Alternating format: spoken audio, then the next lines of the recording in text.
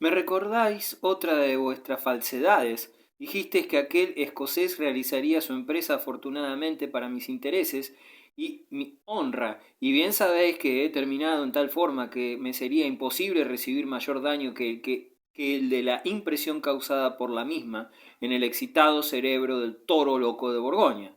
Esta es una mentira evidente, no os será fácil eludirla, ni referiros a ninguna posibilidad favorable que me deje tranquilo, a la espera de que pase el agua. Aquí os engaño vuestra viveza. Fuisteis lo bastante hábil como para arriesgar una predicción definida, y la misma ha demostrado ser completamente falsa. La misma demostrará ser totalmente cierta, repuso con osadía el astrólogo. No desearía mayor triunfo del arte sobre la ignorancia que el que proporcionará esa predicción. Os dije que cumpliría fielmente toda comisión honorable. ¿No lo hizo? Os dije que sus escrúpulos se opondrían a cualquier vileza. ¿No lo demostró? Si lo dudáis, id a preguntarlo al gitano Jairedín Muerdín.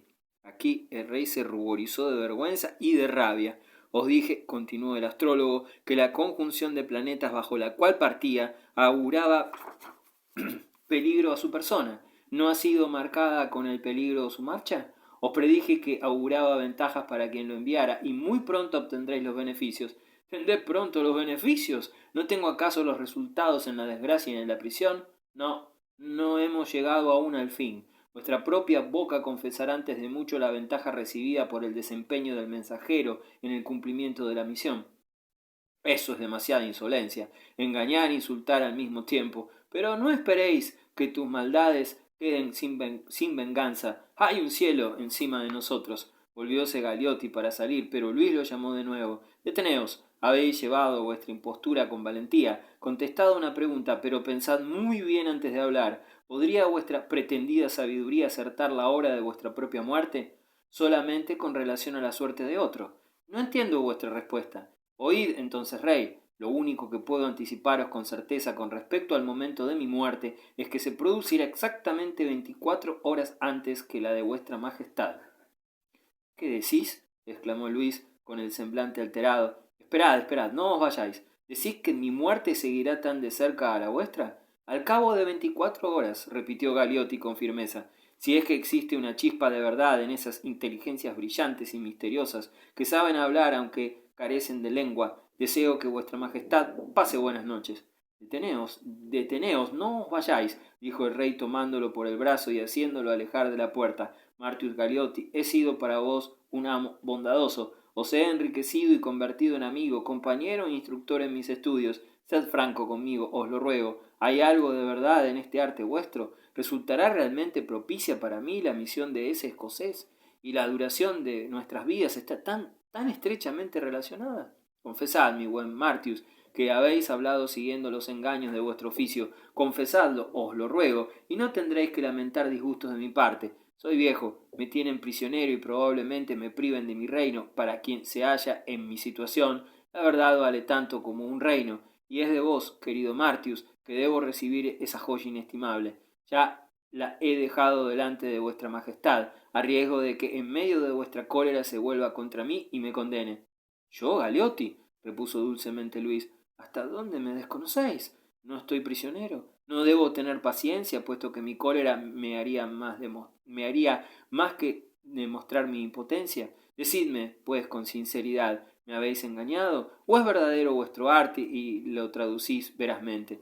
Vuestra Majestad disculpará que conteste que el tiempo, solo el tiempo y los acontecimientos borrarán la incredulidad. No está de acuerdo con la confianza que he merecido en el consejo del renombrado conquistador Matías Corvino de Hungría, en el mismo departamento del emperador, el que reiteraba la seguridad de lo que había adelantado como cierto.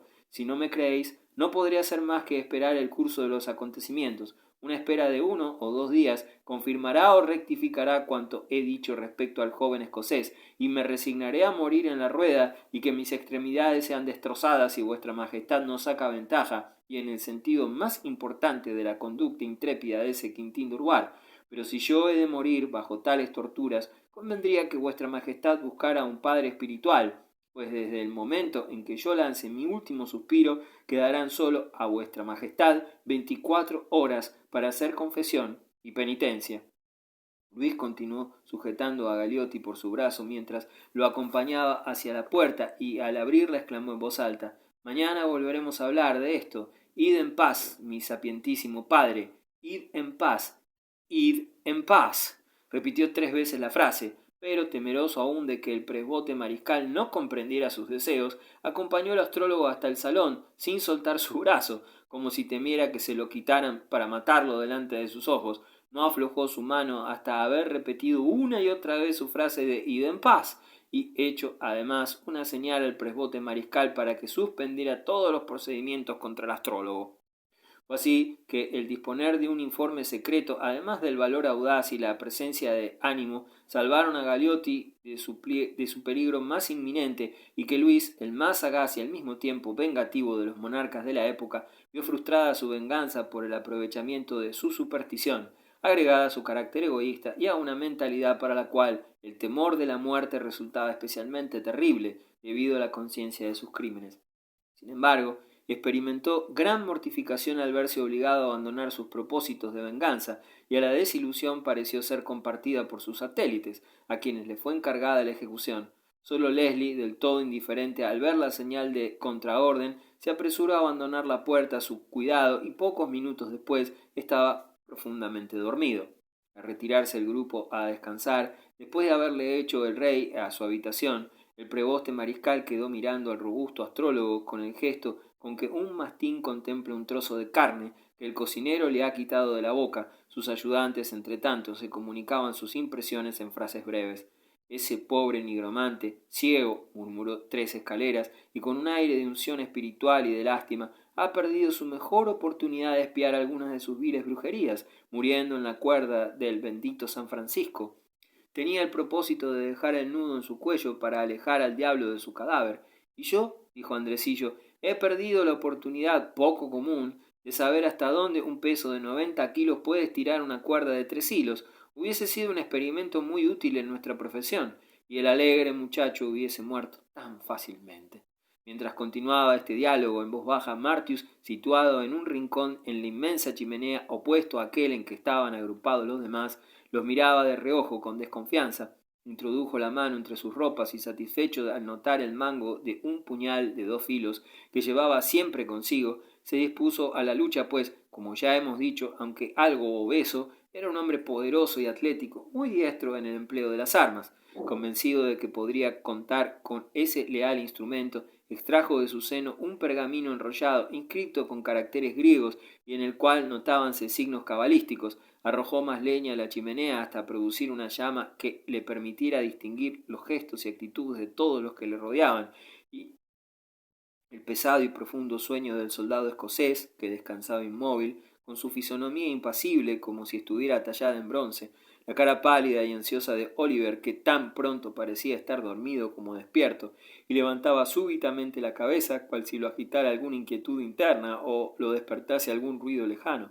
La mirada descontenta y salvaje, semejante a la de un bulldog del preboste, quien parecía frustrado en sus deseos insatisfechos y sin embargo ansioso de matar, en tanto que más atrás alcanzábase a ver la sombría e hipócrita fisonomía de Tres Escaleras, cuyos ojos elevábanse hacia el cielo, como si estuviera recitando sus oraciones, y las cómicas facciones de Andresillo, que se divertía imitando los gestos de su camarada antes de entregarse al sueño. En medio de esas fisonomías vulgares e innobles, nada podía resaltar más que la apostura, el hermoso aspecto y los rasgos dominadores del astrólogo, quien hubiera podido pasar por un antiguo mago encerrado en una guarida de ladrones y a punto de invocar los espíritus para que lo liberaran.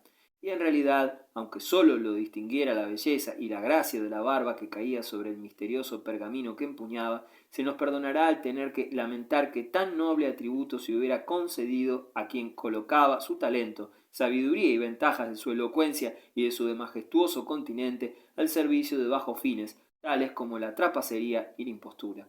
Así pasó la noche en la torre del conde Herberto del castillo de Perona. Al penetrar el primer rayo de luz en la antigua cámara gótica, el rey llamó a su presencia a Oliver, quien encontró al monarca sentado y en bata de dormir, y se sorprendió al notar el cambio que una noche de inquietud mortal había provocado en sus facciones.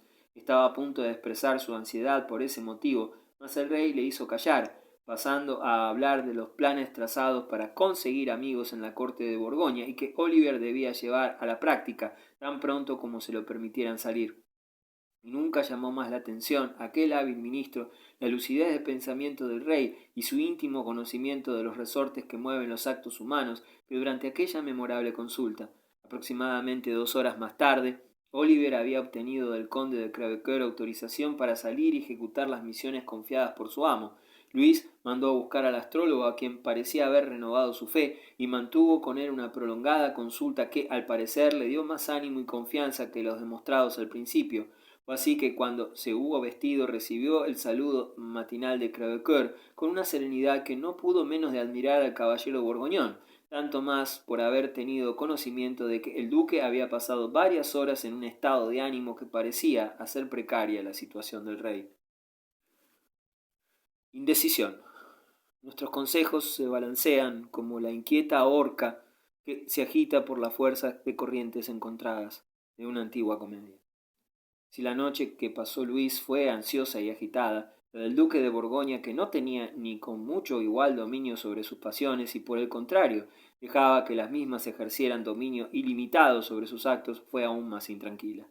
Siguiendo las costumbres de la época, 2 de sus principales consejeros, d'Invercourt y Comines, compartieron su habitación en lechos preparados para ellos cerca del príncipe. Nunca fue más necesaria su asistencia que en aquella noche, cuando, abismado por la pena, la pasión, el deseo de venganza y el sentido del honor que le impedía buscarla contra Luis en su condición actual, el espíritu del duque semejaba un volcán en erupción que arroja los distintos materiales de la montaña mezclados y confundidos en una sola masa hirviente. Se negó a quitarse las ropas o a hacer preparativo alguno para dormir, y pasó toda la noche en una sucesión de pasiones violentas. En algunos ataques hablaba incesantemente a sus ayudantes en forma tan voluble y rápida que en realidad temieron que su señor perdiera el juicio. Esas conversaciones versaban sobre los méritos y el buen corazón del obispo de Lieja, asesinado, y recordaban todos los casos de mutua bondad, afecto y confianza que se produjeran entre ellos, hasta sumirse en una pena tan grande que se arrojó de cara en la cama, dando la impresión de que se ahogaba con los sollozos y las lágrimas que trataba de contener.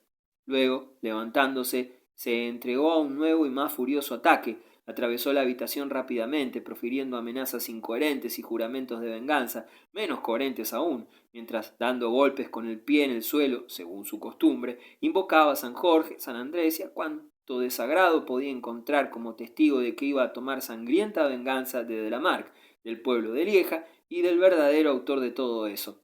Estas últimas amenazas, pronunciadas en forma más oscura que las anteriores, estaban evidentemente destinadas al rey. En cierto momento llegó el duque a expresar su decisión de enviar en busca del duque de Normandía, hermano del rey, y con quien éste hallábase sumamente disgustado, a fin de obligar al monarca cautivo a abdicar su corona o por lo menos renunciar a algunos de sus derechos y heredades más importantes. Pasó un día y otra noche en la misma tumultuosa agitación, o mejor dicho, rápida transición de pasiones, en que apenas probó bocado, nunca cambió de ropas, y en todo daba la impresión de estar a punto de sufrir enajenación mental, dominado por la cólera. Sin embargo, fue tranquilizándose gradualmente, y comenzó por momentos a menester cambios de ideas con sus ministros, en los que se propusieron muchas cosas, pero sin resolverse nada. Comines nos asegura que en cierta oportunidad hubo un mensajero a caballo listo para partir con la citación para el duque de Normandía. En ese caso, la prisión del monarca francés hubiera sido, como en muchos casos similares, un breve camino hacia la tumba.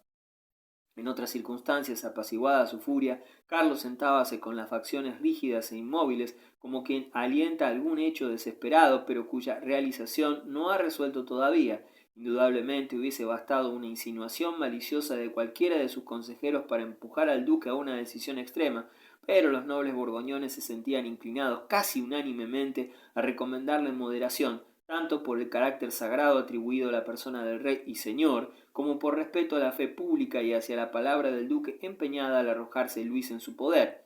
Y los argumentos que d'Invercourt y Comines aventuraran de vez en cuando durante la noche fueron repetidos por Crevecoeur y otros. Es posible que su celo en la defensa del rey no fuera del todo desinteresado. Muchos de ellos, según ya hemos referido, habían experimentado la generosidad del rey, Otros poseían en Francia bienes o aspiraciones que los ponían relativamente bajo la influencia de Luis, y lo cierto es que el tesoro que el rey trajera en 4 mulas a su llegada a Perona había sido alivianado considerablemente en el curso de estas negociaciones.